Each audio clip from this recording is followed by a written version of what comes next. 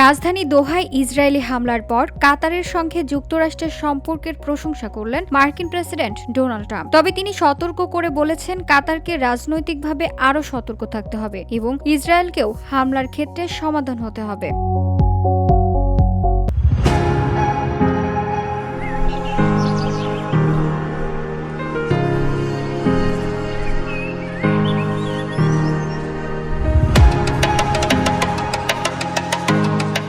Trump বলেন, কাতার আমাদের বড় মিত্র। তারা ভৌগোলিকভাবে সবকিছুর কেন্দ্রবিন্দুতে থাকায় খুব কঠিন পরিস্থিতির মধ্যে দিয়ে যাচ্ছে, তাই তাদের শব্দ চয়নেও কিছুটা রাজনৈতিকভাবে সতর্ক থাকতে হবে। তবে আমি বলতে পারি, তারা যুক্তরাষ্ট্রের মহান মিত্র হয়ে আছে।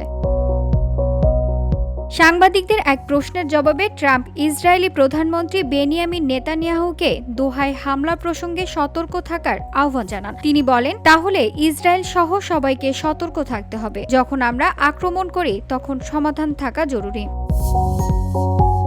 এর আগে গত শুক্রবার নিউ ইয়র্কে ট্রাম্প কাতারের প্রধানমন্ত্রী শেখ মোহাম্মদ বিন আব্দুর রহমান আল থামির সঙ্গে নৌশভোজে বসেন। কাতারি দূতাবাসের উপপ্রধান জানিয়েছেন, বৈঠকটি ছিল খুব সফল।